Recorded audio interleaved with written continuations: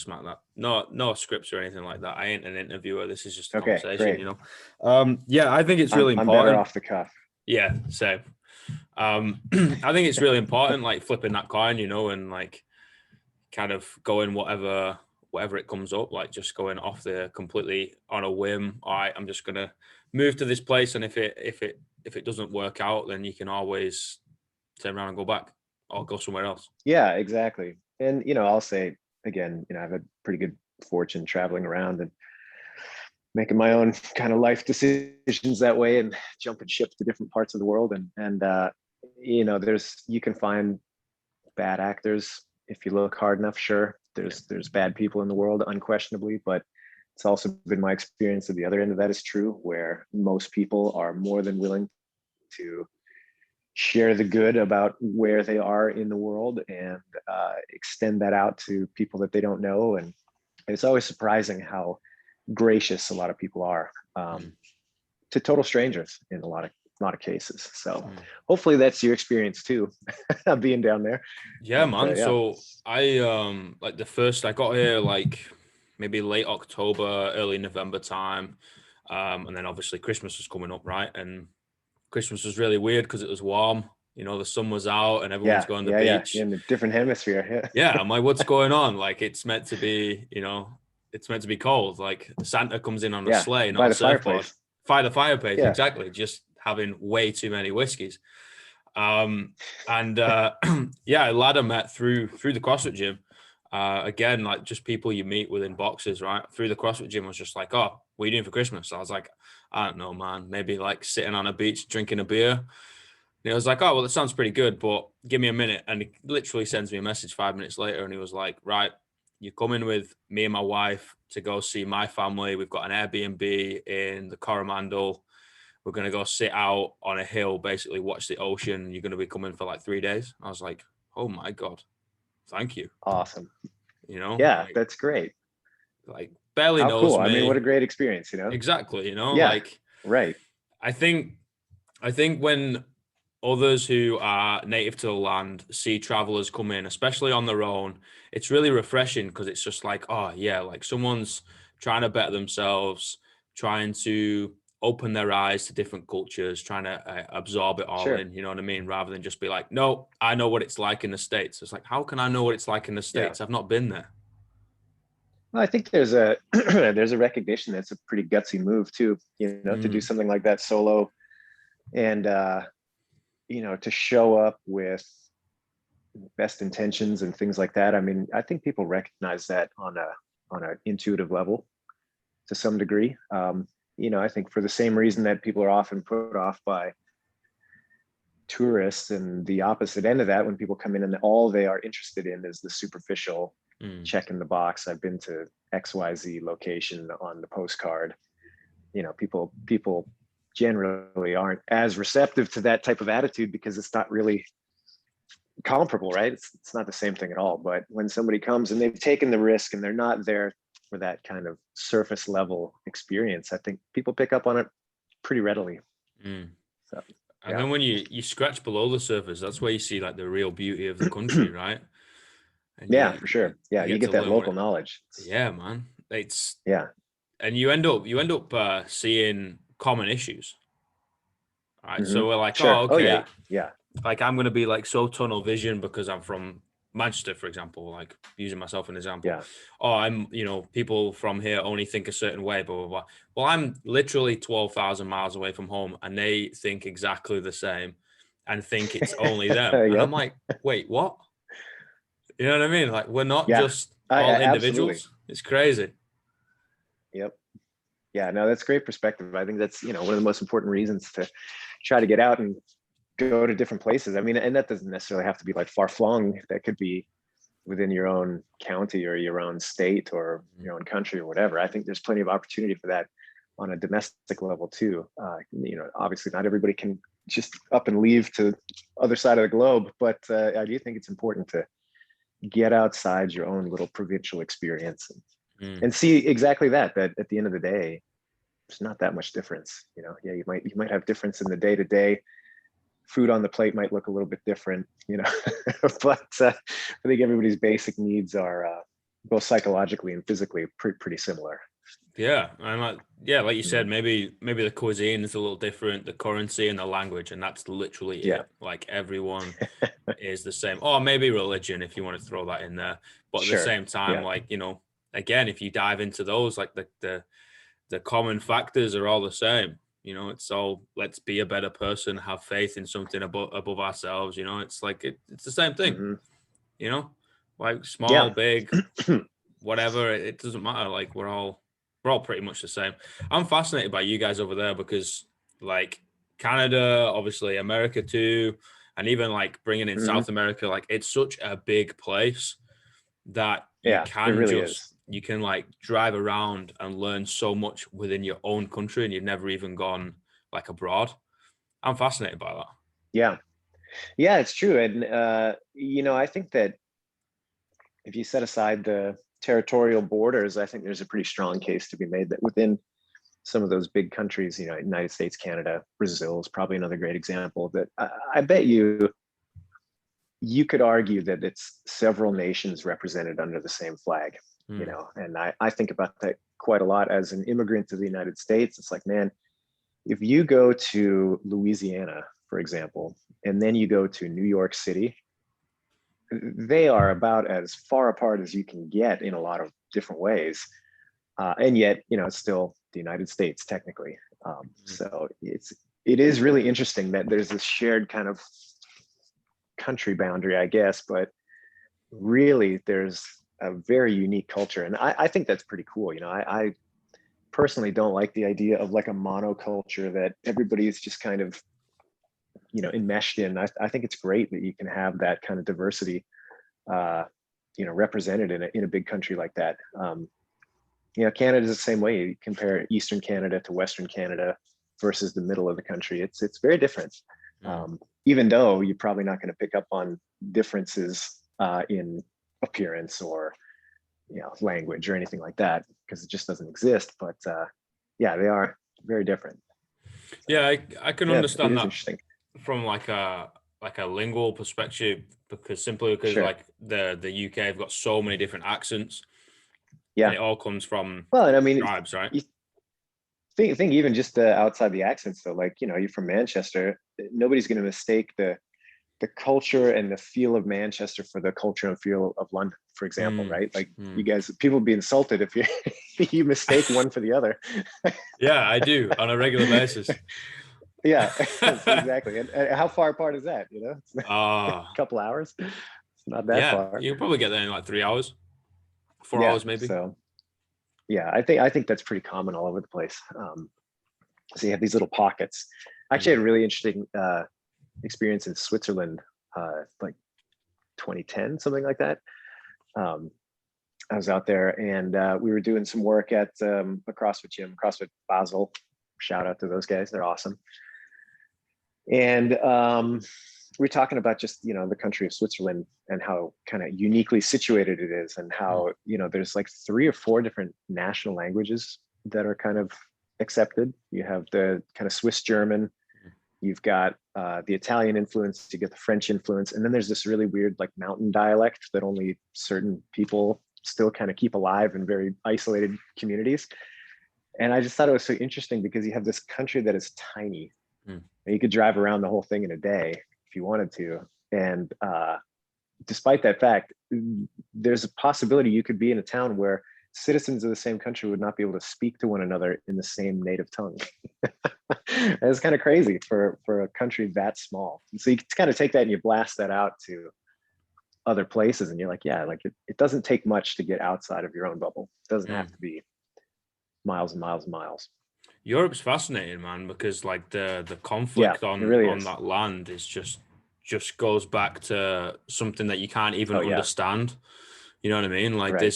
there's still remnants in Scotland of settlements that is 500 years before the Great Pyramids were built. You know what I mean? And they're Yep. still there. The stones are still there. Like it's a very, very old piece of land. And like obviously when Hmm. you've got like the bottom of Spain when it gets frigging hot. Then you've got Switzerland in the mountains where it'll get so frigging cold. Then you go all the way over to like the Russian border and you can go all the way down to the Yep. south of like Sicily, and then you can start going again with the like the channel. Then technically, you know, it's not mainland Europe, but it's still part of the continent. You can go all the way up to the tip of Scotland and then Scandinavia. Like, it's crazy. I learned a fact the other day about Switzerland where it's connected by bridges, right? The only way to get in, obviously, if you shut down their airspace, it's all over bridges. And to this day, they're still wired with explosives. It's crazy. Just in case. Just in case. Like driving over to Switzerland. Well, I know. I mean, I don't know if it's still true, but I think it's still true. But I think they're like the most heavily armed population out of any country on earth, because they have compulsory military service. You know, everybody has to serve for it's like 2 years or whatever, a year. And then as you get, my understanding anyway, as they discharge you, they give you your rifle, and it's part of your duty as a citizen to maintain it and to keep ammo for it and all of that, so that in the event of invasion, you know, they can just raise up a militia and bam, ready to go. So just in case. it's pretty unique. Yeah, it's crazy. Like, and obviously they were neutral, or quote unquote neutral, during the Second World War, and then you're just like, oh yeah, now they're all just bred to be badasses, you know. Same like Israel though, they've got what do they call it? National service. Yeah. Where it's I think it is 2 years, where you have to serve 2 years, and then just in case they can snap the finger and everyone's back, you know. Yep. Yeah. Interesting how different places do it. Yeah, I believe it's like I said, growing up on not the best of sides. All right, we'll put it that way. And experiencing and being around the likes of some people, and I'm like, you know what? National service for 2 years would do you an amazing job. You know, you should probably go the army. You know what I mean? But at the same time, you are just taking kids from one institution and putting them into another one, and then breeding them for conflict. I'm like, should we breed them for conflict, or should we breed them to converse? It's like, it's a really catch-22 moral compass situation, and I have no idea. I'm not a politician. Yeah, I'm conflicted about things like that. I see, on the one hand, you know, like I'm very pro, I guess you would say, freedom of the individual. I'm very pro, you know, kind of non-government solutions for most of the world's problems. And so it doesn't sit well with me, the idea that you have this parental entity that can basically tell you you're going to go here for X amount of time, and that's just the way it is. It doesn't sit well with me. But on the other hand, I do think there's a lot of utility in everybody in the society having to, at some point, contribute to that common element. I think that it would do most people a world of good to have to serve something other than their own interest for a period of time in their life. So, you know, I find there's a little bit of tension in my own beliefs around that. So I don't know which way I fall on that, but I don't have to call the shots. So that's true. It doesn't matter too much. That's true. Yeah, I'm the same. Like, I think everyone should realize or do something that slaps them in the face and be like, okay, this thing is bigger than myself. You know what I mean? So they're not self-centered. But at the same time, should we do it through conflict and, you know, breeding warriors? You know, you're like, yes, because it teaches, you know, a lot of things, but then no, because it can teach you to be a little bit of an aggressor or whatever. It's weird. It's really weird. I mean, the other end of that is a lot of those like civil service type arrangements in a lot of countries. My understanding is less to do with like going out and fighting war, and more of, you know, okay, we train people for civil engineering, we train people for disaster response, we train people for, you know, things of that nature that I think have a lot of utility in society, even if it is kind of couched under this militaristic mindset, you know. So well, you even dive into like the way what's that? You even dive into like the way the PE structure, so like physical education structure, is in the UK. Like, you look back through history, it's all built upon making warriors, like making soldiers. Okay. So even like when I'd go through PE, we'd have to do all the obstacle courses, and basically would do the same syllabus as they would have done back in 1914 or back in 1905, back in 1920s or whatever, just to breed you. So it's like, okay, you've got the foundation. So just in case, we can call you up, you know what I mean? And all we've got to do is teach you how to fire a rifle. It's really weird. Sure. Yeah, well, I mean, public education in general is an interesting study. I mean, if you look at in the United States, I believe it was originally modeled after the Prussian school. Man, I can't remember the dates and the names associated with it, but it was basically, the goal was to standardize things to the point that you could, this is like, early days of the Industrial Revolution, you could basically have factory workers that would be ready to go by the time that they were done their public schooling. And that's the model that stuck and has been prevalent ever since. And you think about that in today's age, and the breadth of what people are involved in outside of their schooling years, and I think there's a pretty sound argument to be made that maybe it's not the best approach moving forward. But the roots of it, you think about it, like, man, it's interesting beginnings. And I don't know, maybe the tool's not serving as well as it used to. Yeah, it's the same thing. A lot of interesting history around a lot of that stuff. Yeah, like I'm a bit of a history geek. I like diving into it. I studied it when I was like 17, or until I was about 18. Oh, cool. Yeah, just before university. So we have something called A levels, but it's college basically. Like one down from, well, I guess college is uni for you guys, but it's one under. Yeah, it's still 18. They're pretty kind of the same shit. Yeah, and I sort of dive into it. So I love learning the history, and I think if you can learn the history of a place, you understand how the culture is molded and how the language ends up evolving and how people are stuck in their ways. And you're like, wait, hold on a minute. Like, I can see holes in this and I can also see benefits from this. And we have a very short memory, 100 years. Things start repeating. And I'm like, wait, we've made this mistake about 10 times already. Are we going to do it for the 11th? Should we really do this? It's the hubris of modernity, right? Everybody believes, things are so much more modern now. We were way past what happened in the past. And like, now you might have new gadgets and different ways that you kind of meander through life, and certainly there's a lot of big changes there. But the patterns, they definitely repeat, no question. Yeah, it even poses questions on like the whole political system and how individual countries run themselves, because obviously it worked in the past, right? But then society has evolved, and like the general population have evolved. Everything's got a little bit quicker, technology, there's more people. And we're like, should we be running the country in exactly the same way as we've run it for the past like 200 years? Is that the right way? Yeah, I mean, it's a valid question. Sure. And then, the counterpoint to that is, should you adopt something on a whim that serves kind of the superficial level of what's been introduced to the culture? So it's a tough, there's definitely a lot of tension between those two sides of the coin. Well, everything starts with a conversation, right? It's just like, people coming in with an open mind and being like, hey, like, let's pose a question, let's pose a hypothesis or whatever, and then let's argue both sides.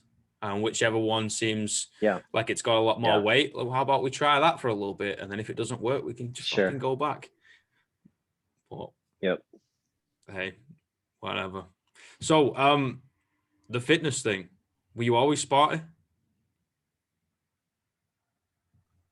Not really. I mean, like, active in the sense that I grew up in a place where there was lots to do. I grew up in Western Canada, in British Columbia, and where I was living, you could be at the beach in 20 minutes and then at the top of a ski hill in half an hour. So pretty amazing place as far as the geography is concerned. So my brother and I grew up hiking and mountain biking and, skiing, all of that stuff, kayaking. But I didn't have like a really,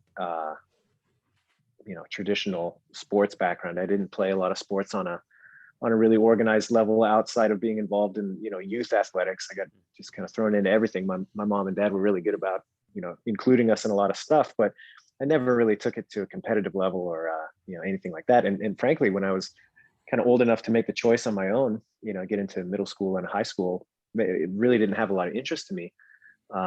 Even though I did, for whatever reason, see the utility in staying active, it was just kind of like it needed to be on my terms. Sports weren't really a part of that.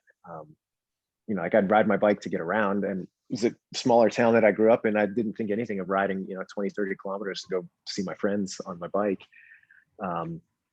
stuff like that. But yeah, no real formal sports background. So then you're seeing the benefit from activity of like expression through lifestyle, right? Rather than like complete performance and then just getting wrecked with injuries. Yeah, that's really, that's interesting. And it's also a really great example of like, if you move, you will retain the ability to move, and you can also express yourself to be able to like do more things. It's kind of cool, That use the is the body as it's truth of it. made.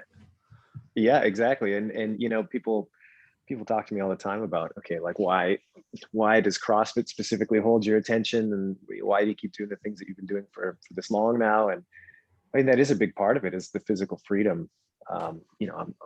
I'm not old by any stretch, but I'm certainly a lot older than I was when I started dabbling with this stuff. And I'm pushing 40, and I still think nothing of hopping up and doing whatever it is that I want physically whenever I want to do it. And I have friends that want to take me hiking somewhere, or they're going to do whatever it happens to be. I don't think twice. I don't have to think twice. I never have to consider, am I physically capable of doing this thing that is offered to me? The answer is yes, let's go. And yeah, I look around at other people that are in the same kind of age category as me, and not active. I have plenty of friends outside the CrossFit world, and I live in the United States. There's plenty of people outside of the CrossFit world to observe in your day to day. And I look at other people in that kind of range, and I'm like, man, it is interesting to see, like at this stage of life, what the average person considers to be kind of a baseline, and how I don't want anything to do with that. I don't need to be the top of the heap. I don't need to be a super elite athlete, but man, I don't want what they are considering to be normal. There's no interest in me. It's crazy, right? Like you look around at the quote unquote normal, and you're like, wait, what? You can't do anything. Like, it's not normal to be able to just go from your couch to your car to your desk and then in reverse. Like, that's just not moving. Yeah, right. That's not activity. You know what I mean? It's like if you need to like breathe halfway up a set of stairs, or you can't walk up the stairs because whatever, and you have to take the lift or the elevator, that's not okay. That's not normal. Yeah. Well, and it's only going one way too, right? I think that's the hard truth that people don't want to accept when they're in that position is, okay, let's say you're a 40-year-old man and you're in the scenario that you described. When is that going to get better? Left to the device of doing nothing, it's only going one way.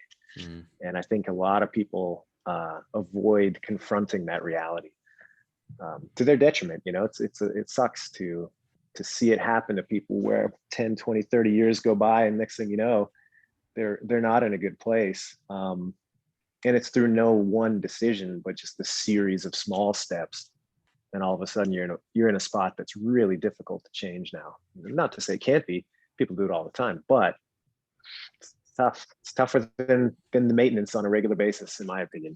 Oh, totally. Like little and often, right? Reaps massive results, but people wait until they're absolutely huge, or until they physically cannot get up, and then it's like, oh, I need a change. I'm like, well, now it's going to feel like shit. It's a major intervention. Yeah.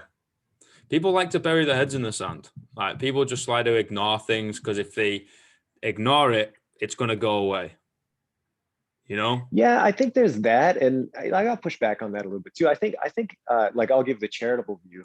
I think people just get busy. Everybody's got a set of priorities. Everybody's got the necessary elements of their life that they have to do, and I think it's easy to get buried in that sometimes, and lose sight of some of the other aspects that are also important. But your focus just isn't there, and then when you do pop up, you're like, oh my goodness, a long way from where I need to be. I think you see that happen in a lot of different domains in life. People, accruing more in debt than they should, people not being physical, relationships they leave untended, all of that kind of stuff. I think that is very true. Yeah, people, life is messy, and you get focused on one aspect of it too long, and others are going to start to decay, I think. So yeah, it's like breaking that stigma of it's okay to be able to take time to work on yourself, right? And sure. We all know we can't pour from an empty cup, but at the same time, we all try. It's like, no, I don't need to do that. I don't need to stretch, meditate, eat well, work out, whatever it is to, get an extra half hour, an hour of sleep, whatever it is you need to do to make sure you're okay physically and mentally. So no, I don't need to do that because of whatever. And it's really easy to fall into that trap and to put yourself last. I was a great example of that for absolutely years. But at the same time, like you'll reach a point where you can't help anyone. Right. Yeah, definitely. Yep. Yeah, you wake up one day and you're like, okay, I'm a lot further away from where I thought I would be in this particular aspect. It's going to take a lot more work to get back there. And yeah, exactly. To your point, like I'm less effective doing the things that I should be good at because of it. So yeah, and now it's tough. Now you need other people to help you. So you've just basically flipped the coin onto the other side and just changed roles. It's really hard to get people to see that though, because hindsight is amazing, because definitely, you can see it. But looking forward, it's really hard to be able to get people to acknowledge that. Yeah, and to go back to your point about kind of cultural elements there too, I think I can't speak to Manchester or New Zealand or anywhere else, but I know that the culture that I grow up in and live in, the celebration is often around the big intervention story. So you have somebody who has had a hard life. They've been addicted to drugs, they've been in an abusive cycle of life, whatever, and they figure it out, and now they're a better person, and that story is propped up as being a big success, as it should be. That there's nothing wrong with that. Hats off to those people. But I think what's often overlooked is the quiet, consistent day-to-day grind of somebody who has never really taken the misstep, but they're just quietly going about their business. You never see the massive intervention. You never see a huge swing of extreme stories from that person, because they've just been handling it incrementally, side by side by side. And that's really difficult, I think, on a societal level to look at and be like, that's the model, because it's boring, and and because it's ongoing, and because it doesn't have this this really redemptive element to it. And so it's just difficult, because you don't necessarily have the same gravitas in your mind around that element of staying healthy as you do this success story from an extreme circumstance. So well, it's the same thing, it can right? play into that. Like someone could come up to you and go, "Oh, Boz, how can you do that? Like, oh, what do you do?" It's like, well, train consistently for like 20 years. Your whole life. Yeah. You know what I mean? Exactly. They're like, wait, what? Just don't stop. Yeah, they're like, oh, you didn't do like a 6-week program, or which trainer did you get to give you an 8-week programming to get you to be able to do whatever? It's like, no, I just, worked out for 20 years. Yeah, it's funny you mentioned that. I had almost that exact experience really recently. My wife and I just moved across the country, and we've been in a new city for just under 3 months now. And actually, what's the date? Yeah, it'll be 3 months next week. Anyway, joined a new gym, new community, all that kind of stuff. And was working out there the other day, and one of their newer members came in and asked, the muscle ups were part of the workout. And so he asked me, how long did it take you to get a muscle up? And I had to stop and think. I was like, this is going to be an unsatisfying answer, but it took me no time, because when I was a kid, I dabbled in gymnastics and I could do them then. And then I was rock climbing recreationally, and then I never really stopped working out. And like, I've been doing muscle ups since I was 12 years old, and just didn't stop. So I don't know that there was ever a point that I didn't have one. It wasn't this like moment where a lot of people come in and they're inexperienced with that movement and they have to pick it up from scratch. Like I never had that. So it's just kind of this funny moment of like, oh, wait a minute. I mean, I guess you could say it didn't take me any time, or you could say it took me 25 years. I don't know. which way do you want to go with it? Yeah, that's it. They want that Matrix moment, right? Where they can just take the Yeah. I can't remember whether it was the blue or the red pill, but when they just take the pill and it's like, oh, now they see the world for what it is, or now they can do everything they want to do. And I'm like, honestly, man, like it's the grind of being able to get there. That's the fun part. Yeah, sure. We have to enjoy that part, right? Otherwise you'll never stick with it. Yeah. I think that's the real key. If there's a secret, it's, you have to figure out a way to, if not enjoy outright what those healthy habits are, just not despise them. If you can get them to the point where they're even just kind of banal, that's a win. If you can get to the point where you're like, oh, I actually really enjoy eating this way and working out, that's even better, but that really is the secret. Is you got to get it away from it being a chore, because as soon as it starts to become that, you just, a couple steps away from falling off, and then that's it. You're back to where you were. That's a win. That phrase absolutely knocks me for six every time, because the same bloke who What's that? That's a win. Like he brought me to the same bloke that brought me to the Christmas thing over in the car. Oh yeah. I was going through a little bit of a rough patch mentally, and he just Okay. comes up to me and goes, Alex, this was maybe a year and a half ago, and he goes, Alex, you just got to look for the small wins, man. I was like, what do you mean? He was like, well, you got up. Yeah. Did you have a coffee this morning? I was like, yeah. He's like, well, that's a win. There's And like, one. there's one. It was like, oh, did you have a shower? I was like, yeah. He's like, that's another one. That's two. That's two wins. And it's the same thing in the gym, right? People are like, oh, I can't get a muscle up. I'm like, all right, did your kip look better and feel better? It's like, yeah. I was like, that's a win. Sure. It's like, did you even, sometimes it's, did you walk through the shutter door and set foot inside the gym? They're like, yeah, I got myself here. I was like, well, that's a win, man. Like, congratulations. Big one. That's a big win. That is a big one. Absolutely. I mean, that's the hardest one. That was, I remember, I wish I could remember who this was, but there was somebody, friend of mine, who used to say all the time, is like, all you have to do is put your shoes on. That's the hardest part. You just put your workout shoes on, like you're done. At that point, you've committed enough that you're actually going to go do this thing. It doesn't really matter what happens after that. But like, just get your shoes on. You'll be fine. And I think about that sometimes when you're having those, like everybody has them, right? You have those times where you're like, I just want to stay in, or I'm tired, or I'm sore, or whatever. And you can find a million different reasons to talk yourself out of going. But at the end of the day, if you can just like have the act of, I put this thing on and I do it, it's always going to be better. I used to on summer break, I had this friend that used to say all the time, anytime you pass like a swimming hole, go swimming. He's like, you're never going to regret swimming, but you will always regret not swimming. And I feel the same way about, working out. It's like, just go. You won't feel worse when you're done. You might not want to do it, but you won't feel worse. So just go. So true. And that could not be more true in terms of CrossFit. Right. Yeah. Like the amount of times you finish your workout, you go, I feel on top of the world, like mental clarity, happiness. You've seen your mates, you've shot some shit, you've had a laugh, you've also absolutely dripping in sweat. Whether you had an empty barbell or a PVC pipe, or you loaded that sucker up, it really does not matter. It's like, I've come in, I've put my best foot forward, I've worked hard, and now I'm gonna have a better evening because of it, or a better day because of it.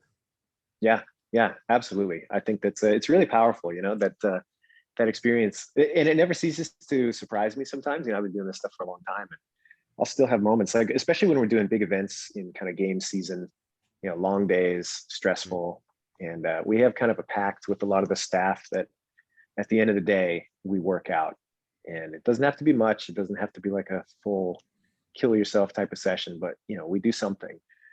And there's plenty of times where you're on site early, it's been a super long day, and the last thing you want to do is, okay, we're going to work out now.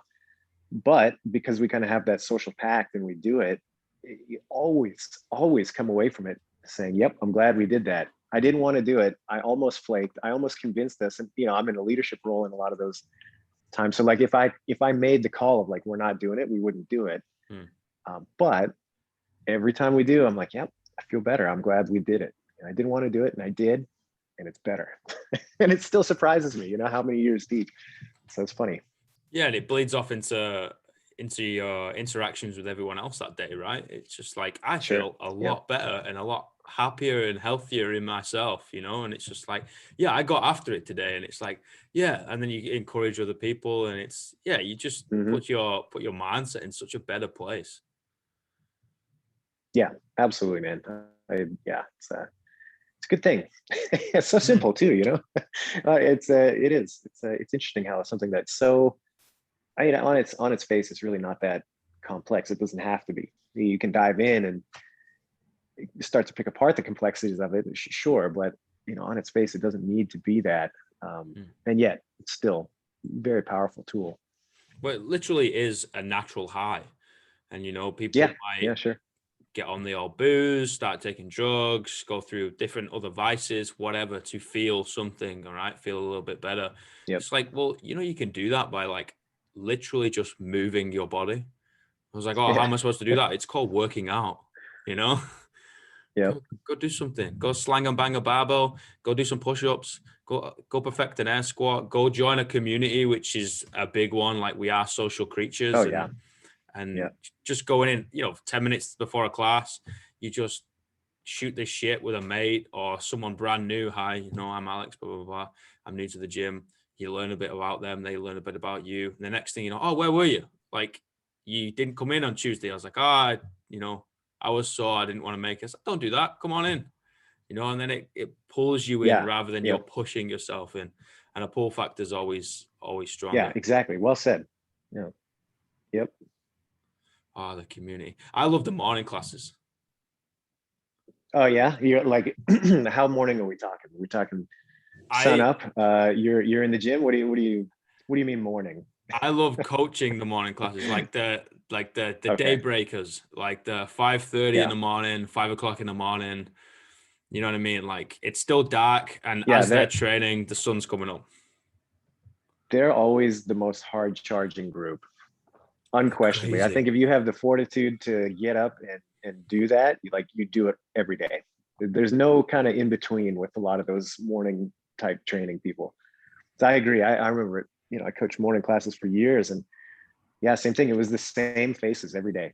You didn't get a lot of variation. Whereas afternoon, midday, evening classes, you get a lot of people kind of coming and going. Those morning crew, they're diehards for sure. Yeah, mental. Yeah, you might get one member coming in and it's like, oh, I've only got this part of the day to train today because I got meetings or whatever. And they come in, right, and they're like, eyes closed. Oh, I've not had coffee this morning, blah, blah, blah, absolutely dragging it. And then you don't see them in the morning ever again. It's just like, oh, okay. But they're the exception. They're the exception. Yeah. It's the same 10, 15, 12, so 8, 6 people. Yeah. Yep. So what about on a personal preference? When do you like to train on your own? Like, given no other responsibilities for the day, when do you go to the gym? Oh, that's a good question. So I've literally trained all hours of the day. And I'm one of those where I'm like, look, if I need to get it done, I'll get it done. But personal preference, it would depend what I'm doing. Like at the moment, I'm just training weightlifting. Yep, cool. So usually like later morning, midday-ish, early afternoon at a push. Like I do not want to lift heavy in the morning. Like hell no. I'll do it, no problem. I'll get it done, but I don't want to do it.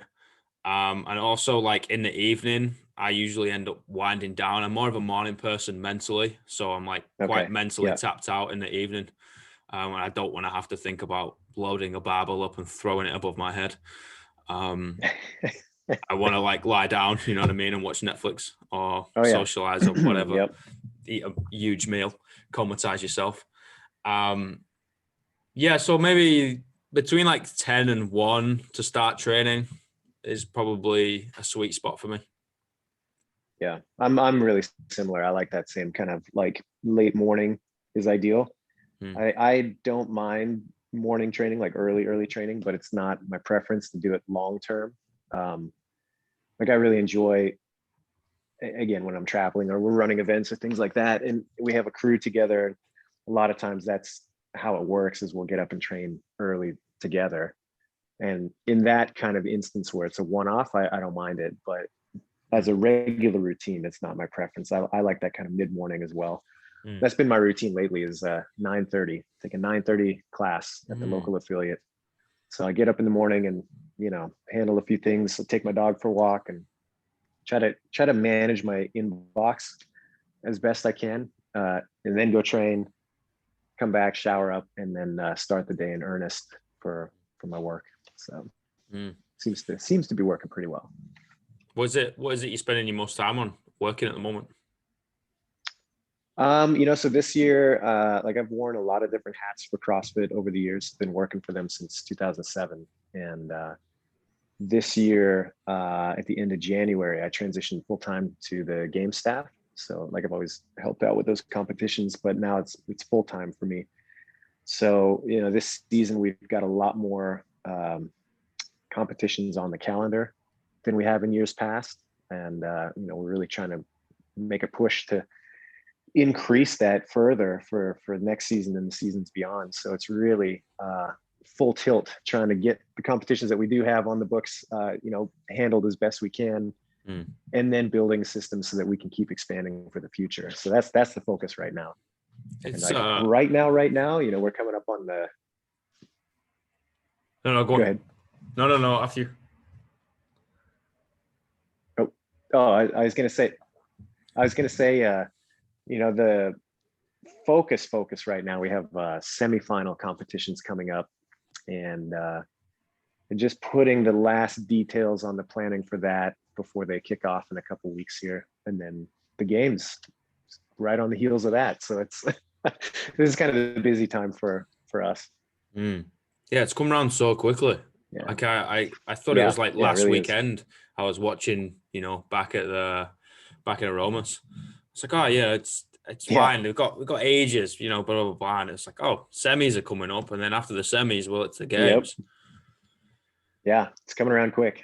But I'm excited. After last year, everybody around the world had such a crazy year last year, and we were lucky that we could do a reduced games at the ranch, which was a lot of fun. It was really cool to go back there, and having a small field of athletes really gave us the freedom to do some things that we wouldn't with a larger field of athletes. So, you make the best of it. But given my preference, I wouldn't want to do it that way again. So it's awesome that this year we get to go back to Madison. We get to do a big show. Everybody's pretty optimistic that we'll be able to make it happen. So it's exciting. It's exciting to see it start actually coming to fruition. Yeah, it's fascinating, like the competition side and how it's evolved, and now it's obviously you've got you had the sanctionals, and now it's the quarters and the semis and all that. Yep. And it's gone around the world, and they put a spin on it, and like running through the sand dunes in Dubai. Then you've got in the sea in Cape Town. Oh yeah. And obviously you've got Madison and then Iceland and Aussie, and I think it's become like this world spectacle now, rather than just being like, oh, okay, it's just like some dudes and some ladies working out, probably not wearing much. And as like us deep involved in the CrossFit community, we're like, this is amazing. I'm all about it. Let's go. And then as an outsider, you're looking like, well, that's a bit weird. Everyone's kind of like half naked. It's really weird. Like, what's going on here? Yeah. Yeah. What that looks a bit heavy. I don't want to do that, And then now it's just become this like whole world thing, and I think it's just become a beautiful thing to watch, even if you have no fucking idea what's going on. Yeah, and I mean, there's a big push for that too, to try to make it accessible for people that don't necessarily have a lot of context for what they're seeing. I think CrossFit as a sport will always have a fan base that at the end of the day participates in it. I think that's going to be the bulk of the fans. But I do think it's important that you can start to erode that necessity to enjoy it. Mm. You should be able to take a look and be like, okay, that guy's winning. I don't know Yeah, exactly what they're doing, but that guy's winning. And I can tell, and I know what he's doing is impressive, even if I don't fully comprehend it. So yeah, there's a lot of work that goes on to try to make that, true. Mm. Uh, See, I relate that over yeah, to rugby, right? So I played that growing up, and yeah, a lot of people will flick that on the telly or watch a game on the local park and be like, I sure. have no idea what's going on here.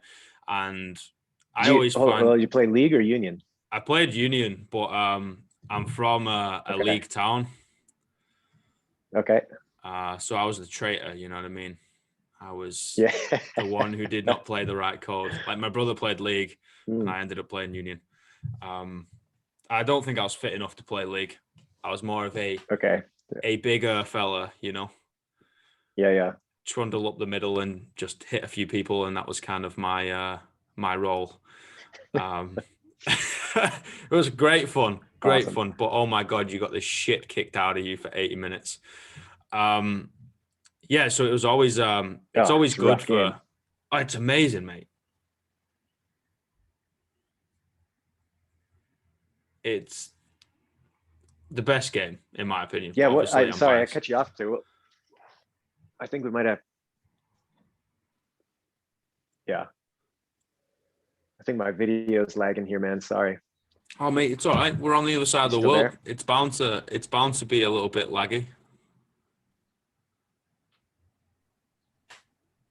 Yeah. Yeah, It's going to space. it's going to space. Yeah, it's going up and it's going back down. Yeah, what was I going to say?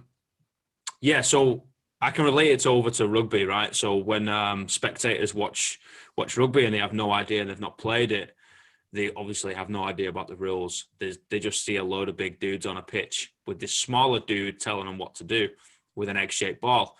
And it's always really beneficial whenever the commentators go, okay, it was a penalty because blah, blah, blah, and explain a little bit. And I found that was the same on the last games. It was like, all right, we've got thrusters, whatever. All right, what they're going to be looking for is, and we just like basically throw out maybe 2 or 3 points of performance. And I would obviously be watching it with whoever I'm watching it with. I'm the crazy CrossFitter that has coached and participated in it and competed in it, blah, blah, blah. And it's always on the telly, right? Whenever it's on, it's always on the Yeah. telly, whether I'm cooking, working out, whatever, it's going on the That's telly. awesome. It is the thing to watch. Yeah, and then it will obviously explain what's going on, and either the lad or lady or whatever is watching with me will be like, oh, okay, now I can understand what they're required to do, rather than just like a load of crazy fit people just kind of like throwing things around. Yeah. And I mean, even if you look at just the way the events are laid out, we've evolved a lot over the years to make it more spectator friendly. Yeah. So that it's more of a linear progression down the field. It's like a big spectacle when somebody pulls away. Even the way that some of the programming happens in some of those events, they kind of leave the most exciting movements to the end for a more dramatic finish, stuff like that. Not always, like the test comes first at the end of the day, but there is a lot more consideration around that. And I do think that it does help to make that even more popular than it is just by the hardcore fans. Oh yeah, the way you lay it out is absolutely incredible. That is, I mean, even within the community, that is something that caught my eye. And I'm always about, it's part entertainment and then part fitness. Yeah, It is like exactly. Yep. the Colosseum. You know, they Yeah, are yeah, they for are sure. trying to find the best gladiator, but at the same time, it's fucking entertainment. And without the fans, that would not be there. Yep. Or without the spectators, there would no longer be a Colosseum. It'd just be Caesar in the middle, just seeing lions rip open a couple of dudes. Exactly. But I remember I've adopted it because I remember seeing it for one of the first few times. I can't remember what games it was where it really hit me in the face. I was like, this is incredible. And I adopted it and I ran this class called Engine Rooms, which is basically metabolic conditioning, blah, blah, blah. And a little bit of I'm going to kick you in the face for an hour type class. Yep. Yep. And you get a lot of people who wanted to do a bit of sports performance. A lot of sailors used to do it. Sure. and then would go overseas and just obviously be a lot fitter from it. And I would, yeah, there would be like two shutters. You'd come in one side and then it'd be laid out. And oh my God, people used to love it. Oh, that's fun.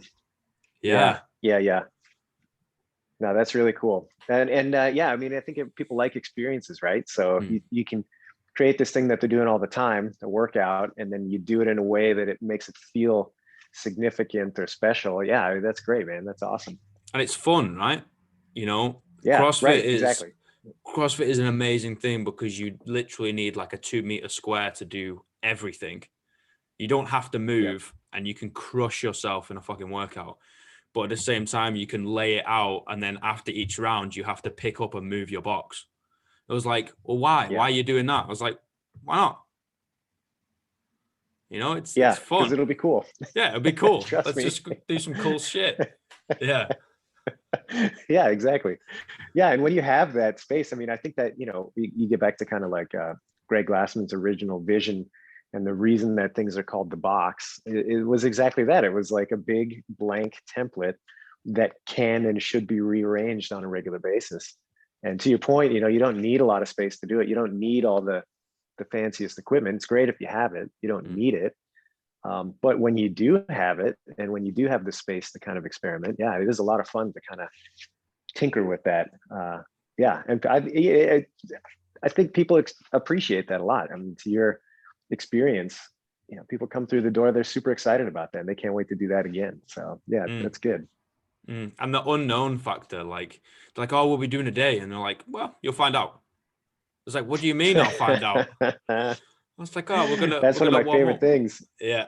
Yeah, I love it. That's I used to ask people that all the time. Is I wouldn't tell them the workout. I'd be like, are you in or are you out? Yeah. Which is it?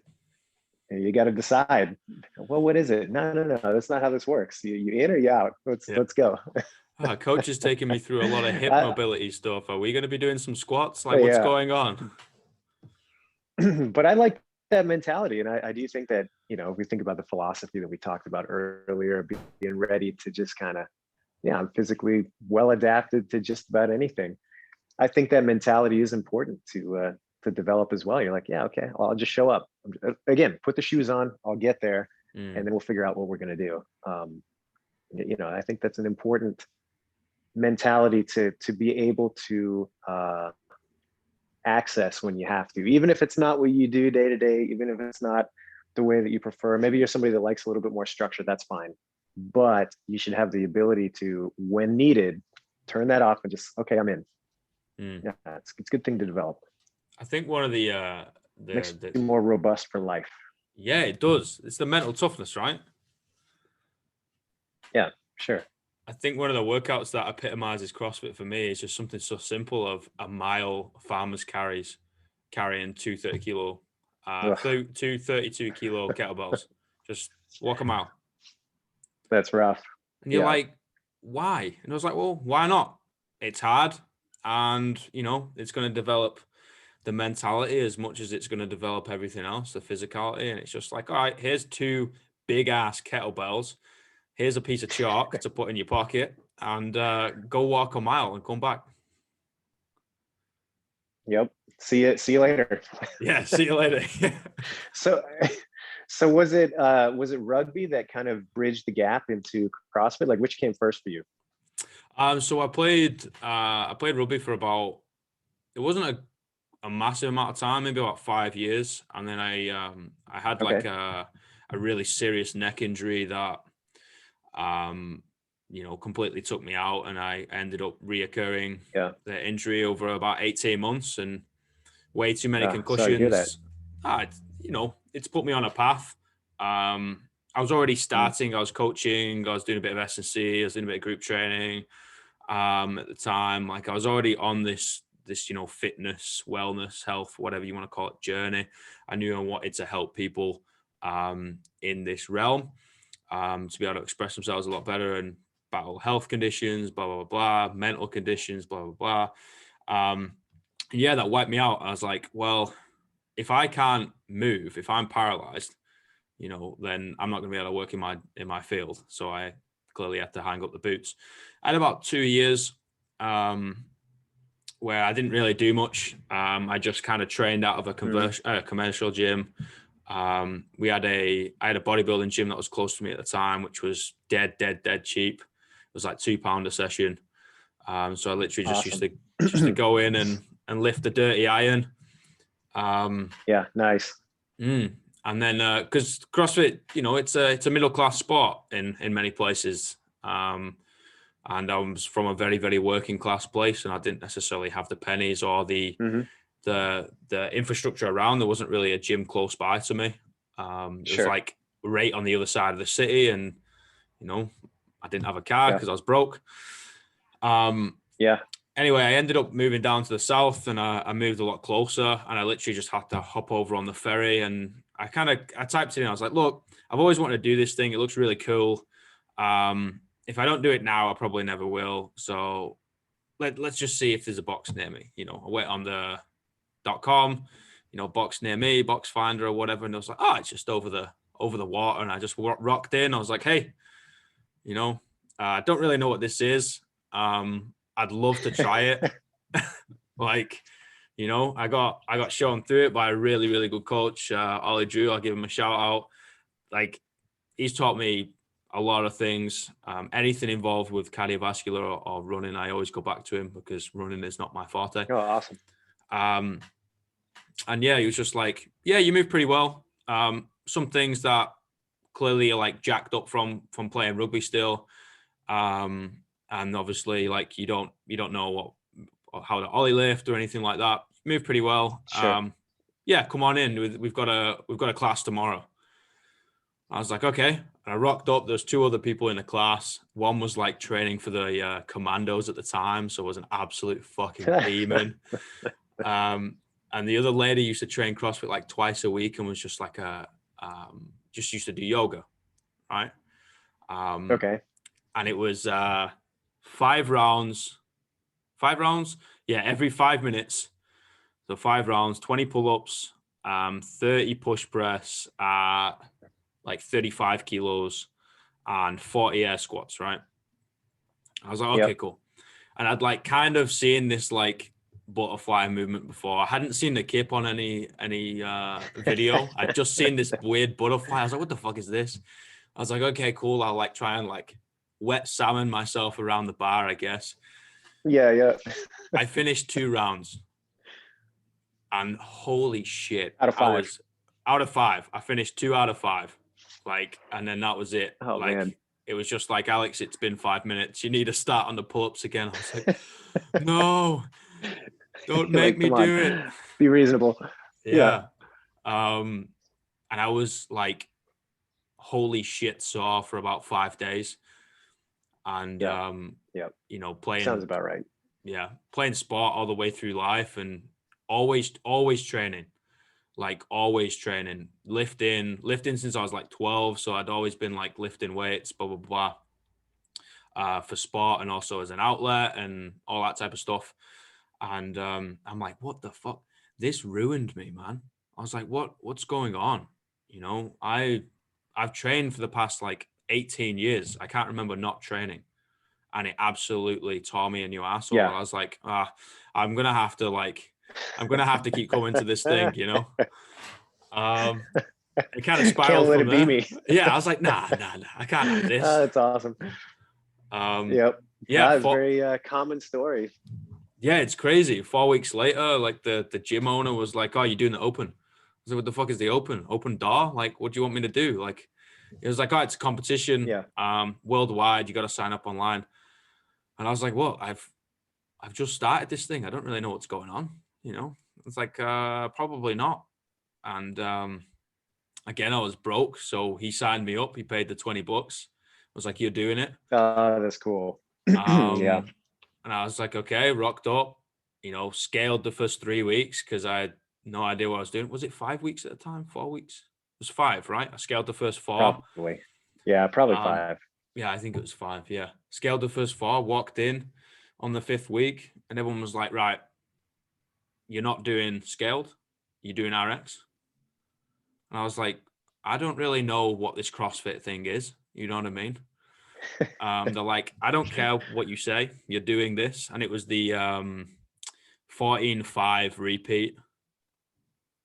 So it was the Which 21, one? 18, 15, Oh, 12 burpees and burpees. And thrusters. yeah, I Yeah. was like, Oh okay, fine. boy. And obviously I had no idea what a hip pop and the bloody thruster was. I was basically just front squatting and strict pressing the bar. Nice. Yeah. And then like clearly your shoulders get absolutely fried. And everyone just came around and was like, look, you're going hard. I don't care. I did all right with it, you know. I was like, just mentality Nice. from sport just kind of put me into Yep. the pain cave and then just threw me in a grave. I just got hooked, man. I was like, oh, I feel like an athlete again. Yeah. I'd been like dossing around for 2 years. I've not really done anything. I'm like, I finally feel like I'm now going for performance rather than just going to the gym. And Just to do it. Yeah. yeah, man, I was hooked from there. That's cool. Yeah, it's a very common story, you know. I think especially with people that have an athletic background and they kind of, you know, for whatever reason, if it's injury like you had or just timing out, you know, everything's got a shelf life, especially in the sports world. So what happens next? What do you do when you've got that drive to compete and that, you know, the team camaraderie is important to you, all that kind of stuff? Like, where do you find that? I couldn't tell you how many times I've heard that same story of, you know, I used to play sports, that ended. What happens next? Oh man, this makes me feel like an athlete again. Like those words I've heard come out of so many different people's mouths, identically. It's really cool. Yeah, I did. The amount of people I've rocked in, either ex-military, played sport through the military, played sport to a Yep. pretty decent level, whatever, and they've literally said exactly my story, and I was like, "That's really cool, man," because I can relate to you Yeah. so hard. Yep. Yeah, I love it. Kind of taken off a different path now, gone down the weightlifting route. Yeah, that's cool. Love the whole weightlifting side. Absolutely love it. I've got a really big gripe in the back of my head because maybe before I started, it was just before I started CrossFit.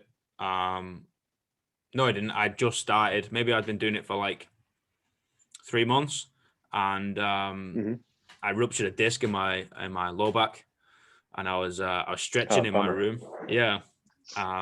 Anyway, I go get all the fucking tests and all that, and they were like, yeah, it was degenerative from rugby, and basically it was a matter of time before it exploded on you. I was like, oh, okay, cool. Like, you know, so I've not done anything wrong or anything like that. It was bound to go.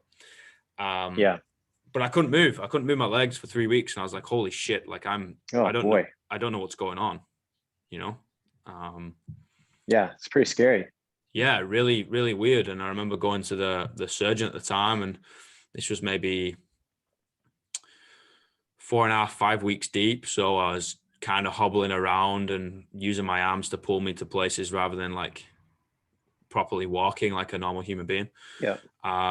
And yeah, he just sat me down. I was like, yeah, Alex, you'll never lift a weight again. And Wow. you'll never be able to run because it's too much impact on your spine. And yeah, you should probably take up like the cross trainer, you know? And I took that in for a second because I knew obviously I've been working in the industry for like 4 years at the time, 3 years, 4 years. Yeah. And I was like, oh, I've just started getting started in this thing, helping people. How am I supposed to help people if I can't do anything? And I was like, well, training's all I know, man. I was like, this is the way I deal with a lot of things, mentally, physical, social, whatever, you know, like I train. Yep. That's the thing.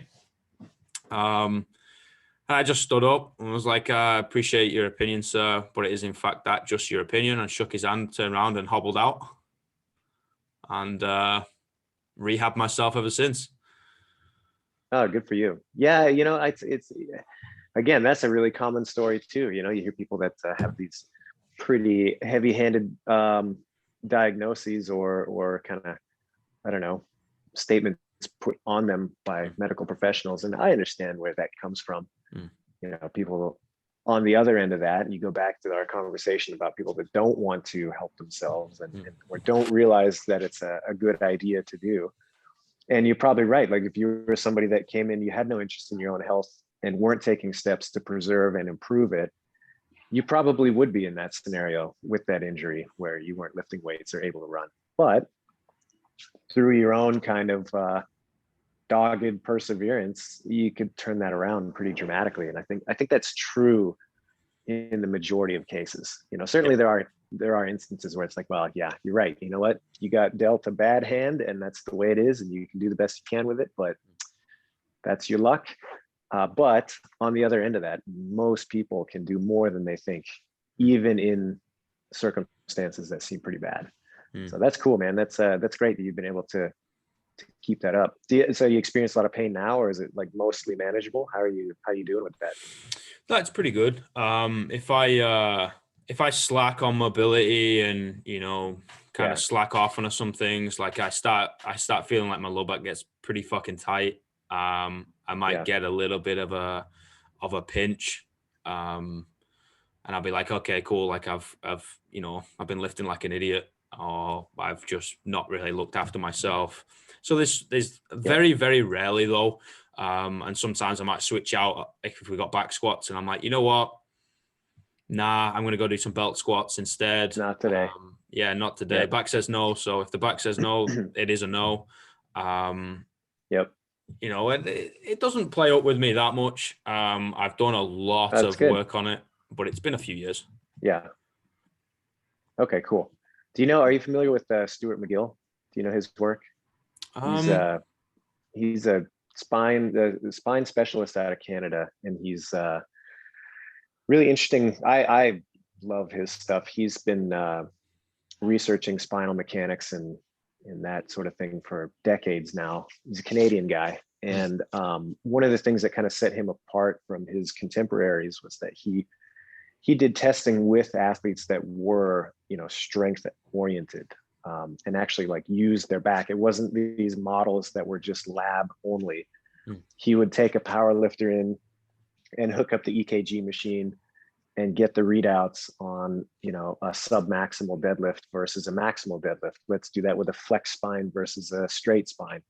What's the difference in, deflection on these tissues? And he was one of the pioneers that really mapped a lot of that stuff out and could speak to performance aspects of the spine instead of just theoretical, cadaver studies. Wow. So he's an interesting guy. He's got some really practical stuff. I'd check him out. Stuart McGill. He's great. I'm going to write it down. Yep. Yeah. He's got a lot of great stuff for all things spine related. I'm absolutely fascinated in biomechanics and A&P, and I touched on a little bit earlier with like the whole rehab side too. Like I kind of got qualified in like sports therapy, kind of a lot more into the manual manipulation as I like massage side, and then kind of like learn under a lot of really knowledgeable like physios, chiros, osteos. Got into the whole gua sha, learned a little bit about that. So like the scraping, little bit of like joint manipulation, a little bit. And I'm just absolutely geek out about it because I'm like, this is fascinating. Like, talk to me, you know what I mean? I had a really good chiropractor, good mate of mine too, back home. And I'd just be like, look, lay it on me. Like, and I'll just ask questions as he's working on me and be like, oh, well, this is pretty fucked up. And this one doesn't work. I was like, why? It's like, well, because like your C1 is fused to your skull. And I was like, oh, thanks. It's like, yeah, like, have you had like any concussions? I was like, well, yeah, I've had like over 10. And he was like, oh, that's probably why. And basically be like, oh, well, that's why you got a little eversion in the right ankle because of blah, blah, blah. And it'll go down this pathway. And I'm like, that's really cool. And I always say, if I ever go back to school, I would go back to a chiropractic college and study through there for sure. Cool. Yeah, right on, man. Well, hey, I hate to cut it short, but I got to get running here pretty soon, and my battery's about to die. So we got to wrap it up pretty soon. But mate, no worries, man. I really, really appreciate your time, man. Really appreciate your time. Hey, likewise. I'm glad that we had a chance to make it happen. I think for the people listening to this, we kind of missed a few times before we connected, but we managed to pull it off. So I'm glad that we finally did. For sure. And if you ever find yourself down this way again, then you know where I am, you know? Yeah, sounds good. If you make it to the States, let me know. Drop me a line. I will indeed.